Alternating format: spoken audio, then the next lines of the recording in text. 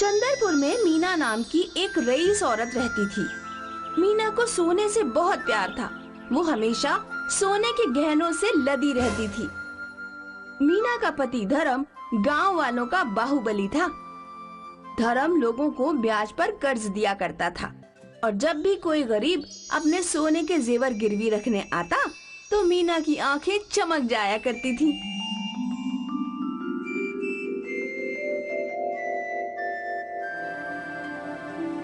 काश ये आदमी कभी पैसे वापस ना लौटा सके।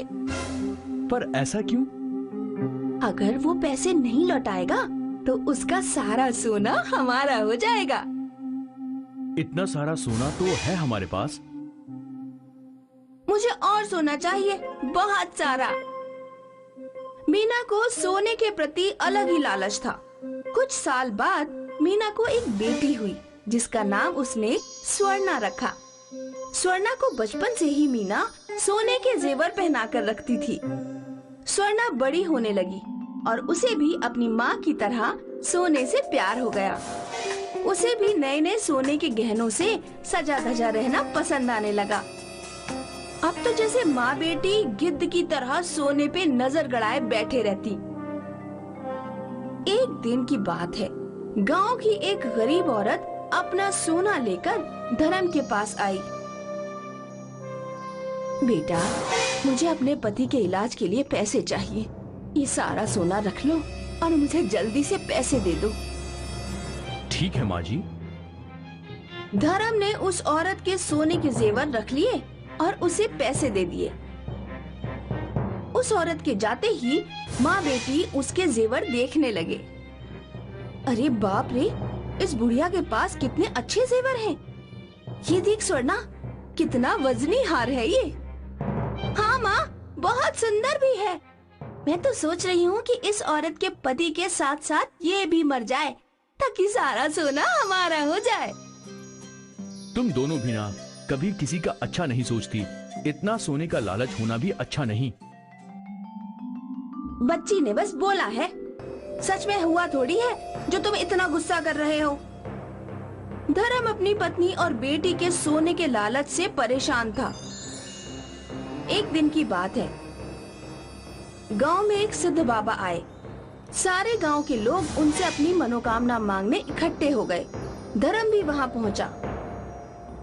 अब क्या बताऊं बाबा, मेरी पत्नी और बेटी दोनों की दोनों सोने की चमक से अंधी हो गई हैं। उन दोनों का सोने का लालच खत्म ही नहीं हो रहा है। अब आप ही कोई उपाय कीजिए।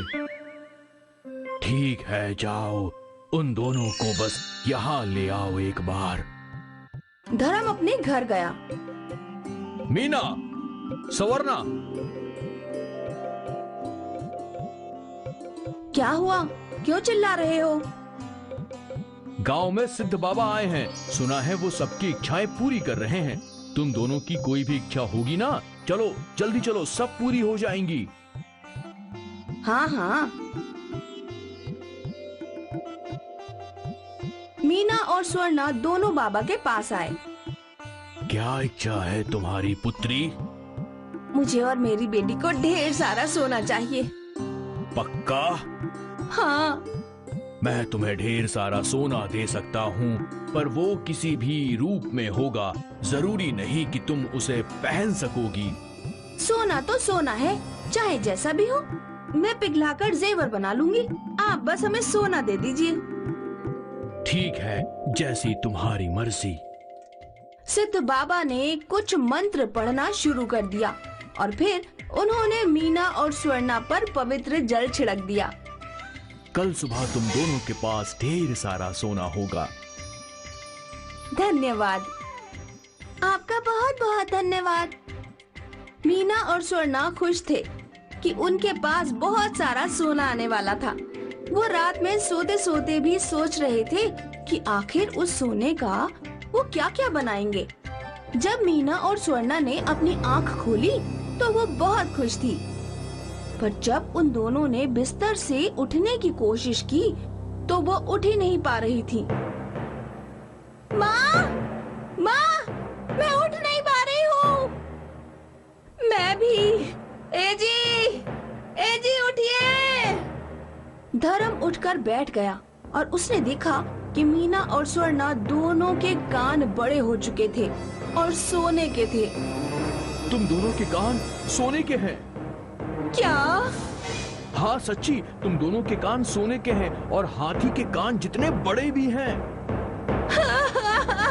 अब सब मुझे चिढ़ाएंगे। तू चिढ़ना छोड़, हम तो उठ भी नहीं पा रहे हैं। इन सोने के कानों का वजन इतना ज्यादा है। अच्छा है ना, तुम दोनों को ढेर सारा सोना मिल गया। ए जी, जाओ सिद्ध बाबा को यहाँ ले आओ, अब वही कुछ कर सकते हैं। ठीक है, मैं अभी जाता हूँ। धर्म सिद्ध बाबा को बुलाकर ले आया।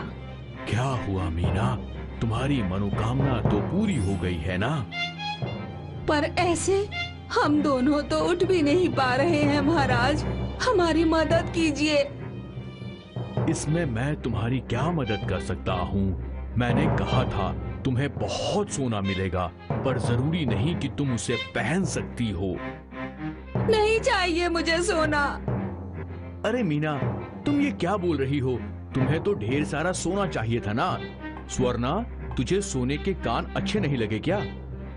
यहाँ हमारी जान जा रही है और तुम मजाक कर रहे हो। महाराज, कुछ भी कीजिए और हमें वापस पहले जैसा कर दीजिए। नहीं चाहिए हमें ये सोने के कान, नहीं चाहिए सोना। लेकिन अगर मैं तुम्हें ठीक करूंगा तो तुम्हारा सारा सोना गायब हो जाएगा, तुम्हारे सारे जेवर। अब सोच लो। इस तरह हमेशा बिस्तर पर पड़े रहने से तो वही अच्छा है। जी महाराज, हमें ठीक कर दीजिए। ठीक है, ठीक है। सिद्ध बाबा ने कुछ मंत्रों का जाप करना शुरू किया। एक बार फिर पवित्र जल दोनों पे छिड़क दिया और तुरंत ही उनके कान पहले जैसे हो गए। स्वर्णा और मीना दोनों बहुत खुश हुए। वो दोनों सिद्ध बाबा के चरणों में गिर पड़े। हम दोनों समझ गए हैं, सोने का लालच नहीं करना चाहिए। अब से हम कभी सोने के पीछे नहीं भागेंगे। बहुत अच्छे, सदा खुश रहो। सिद्ध बाबा ने मीना और स्वर्णा को उनका सबक सिखा दिया। अब भी जब वो सोने के कानों के बारे में सोचती हैं, तो वो ठिठुर जाती हैं।